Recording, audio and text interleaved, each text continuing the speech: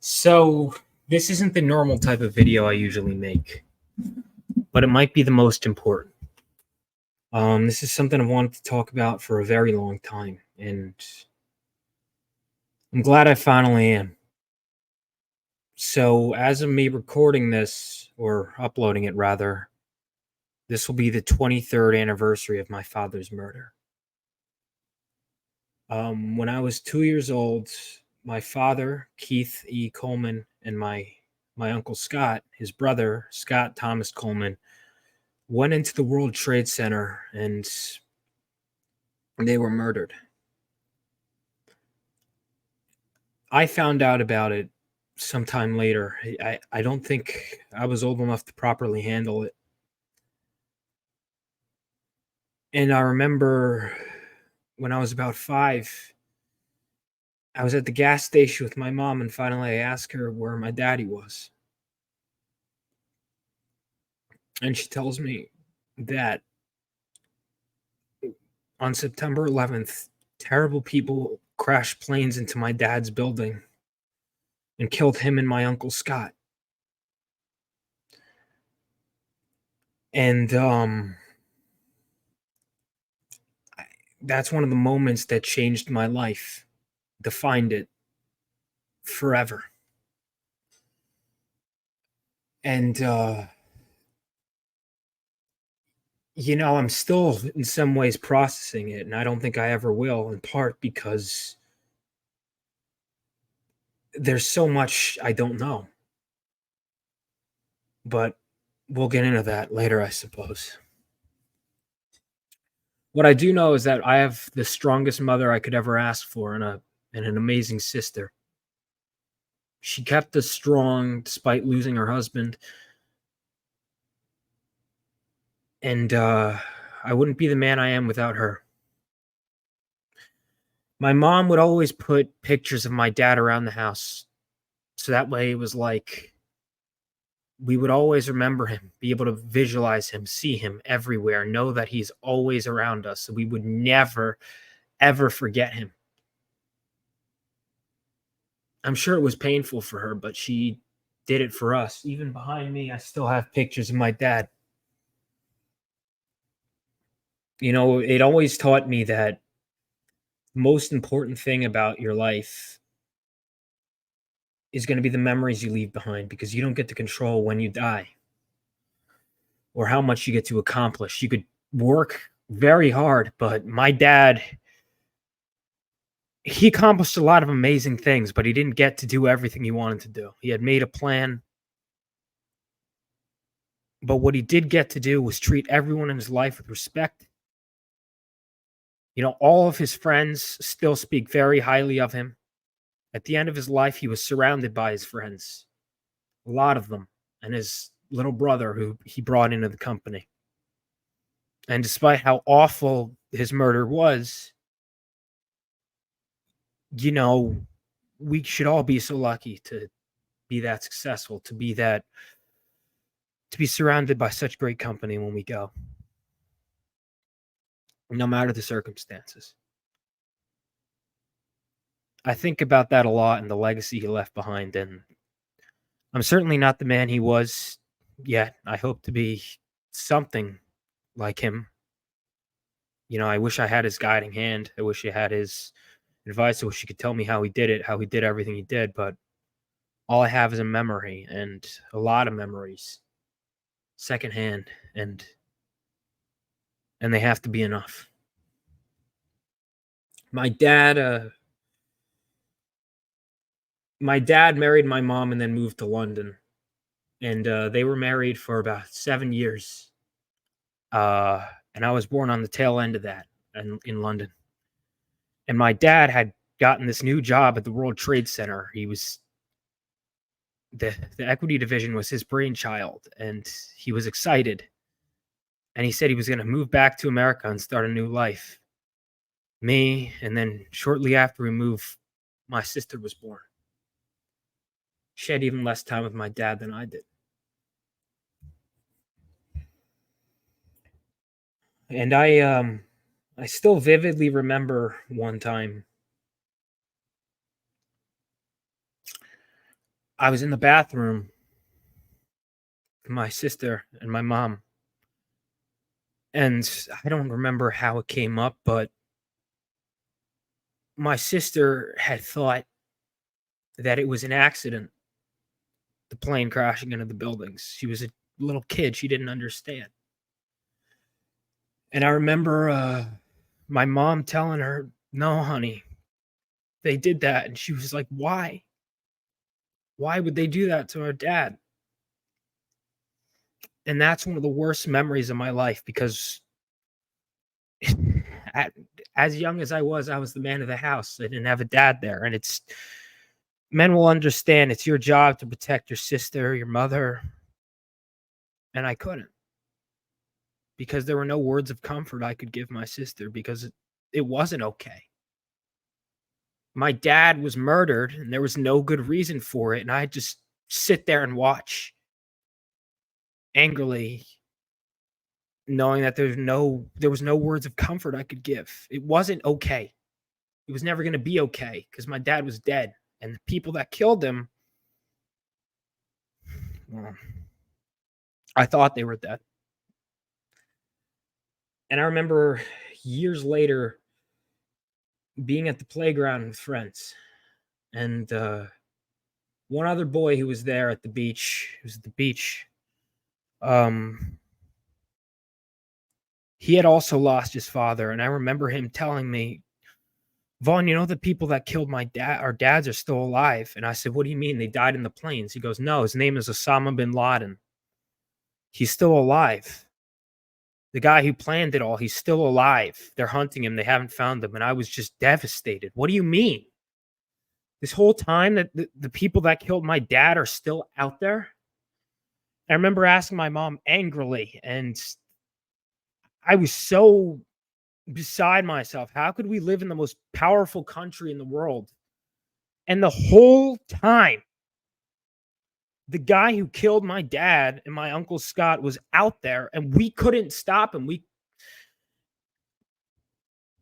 I was always a big fan of action movies and superhero stories and all that, but I think it comes from an innate male instinct to get revenge. And I thought about that a lot, even as a kid, how I'd track him down and kill him, torture him, all the different ways. I didn't even know what he looked like. I'd make up a vision in my head. I didn't even know how it was spelled, but I knew how it was pronounced, Osama bin Laden. And I was so angry, and I still am. And I spent most of my childhood knowing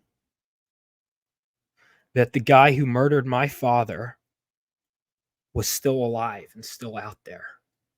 And there was nothing I could do. And so I would keep imagining somehow, some way we'd be able to get him, that I'd be able to hold him down and scream at him and let him know how much he hurt me and what he did to my father.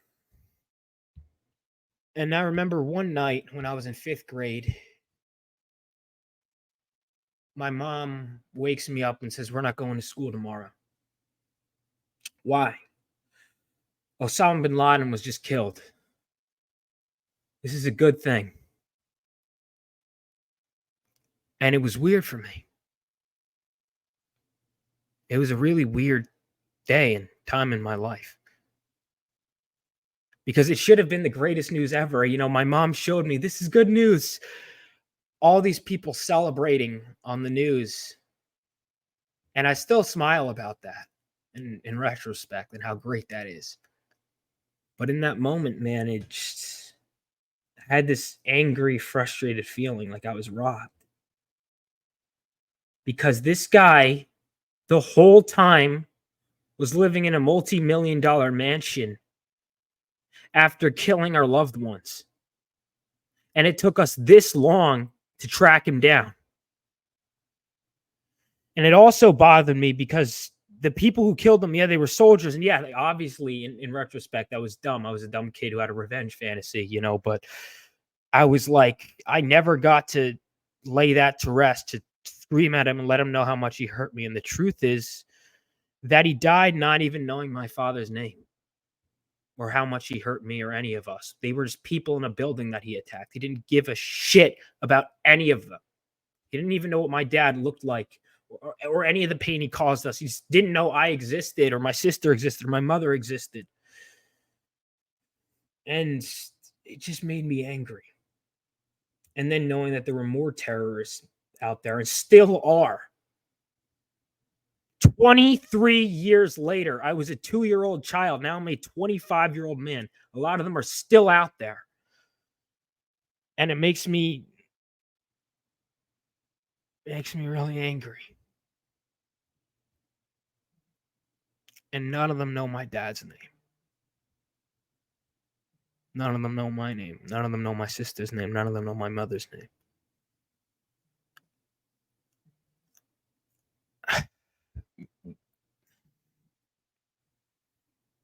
You know, when I remember learning that the government had classified files on 9/11, that there was still information that was being hidden from us, and it enrages me. It enrages me that anything is being hidden from us. I mean, the government failed to protect us, and they get to tell us what we can and can't know. What are they hiding? And then they blame people for going crazy with conspiracy theories. How can you blame them when you hide answers from us? When you hide the truth from us?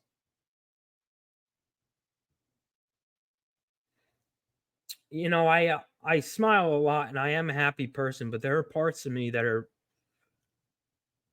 very angry and bitter and hurt. And I'll never forgive these people.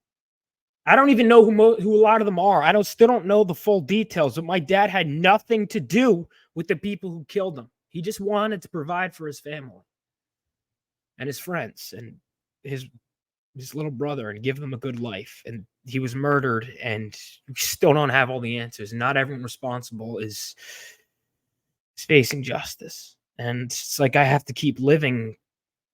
Vote harder. And the politicians will do something about it. They won't. I may be young, but I've been alive long enough to know disappointment. And it's what I expect. Because we have an election coming up. It doesn't matter. They'll brush these issues under the side with the new issues of the day.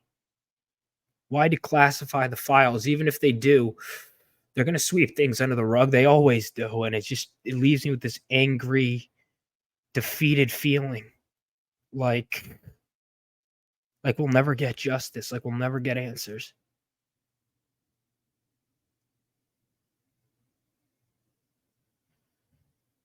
And I don't know. I don't know what to make of all this. I didn't script this. I just spoke. And I do think we should fight no matter. This isn't some partisan issue. They'll make it out to be one it isn't. People need to make sure that whoever was responsible faces justice, that everything is declassified. And I guess that's a call to action. But in my day-to-day, you know, what do I learn from this? That sometimes things aren't in your control. That we always think we have tomorrow and the next 10 years, and we don't. Because my dad was scheduled to work September 12th and 13th and so on. He had his whole life planned out. He had a life plan.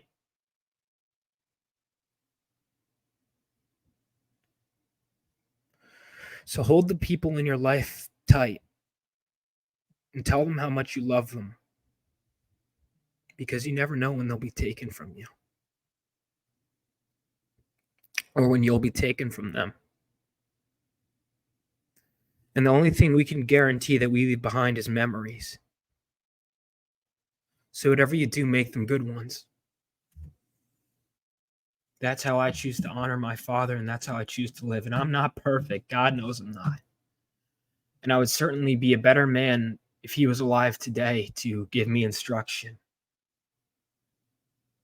But I try. And I have his examples to follow. I love you, Dad, and I love you, Uncle Scott. Thank you. And I guess whatever you do, make sure you mark the day. Make sure you treat people with respect. And one thing I ask is please don't post footage of the destruction, pictures of the destruction. I've seen my father die so many times on camera. Every time I watch those planes crash into that building. Over and over and over and over again. And it's really messed me up. It always will. Be respectful, be mindful, please. I know I'm going to see him die again today. Sorry, I'm recording this on the 10th. But make it at least one or two less times. Thank you. And yeah, I guess just be well. I know I'll think of 50 other things after I end this, but treat each other right and do what you can to make the world a better place for everyone around you. Because you never know how much time you have, and that's the legacy you're going to leave behind. Thank you.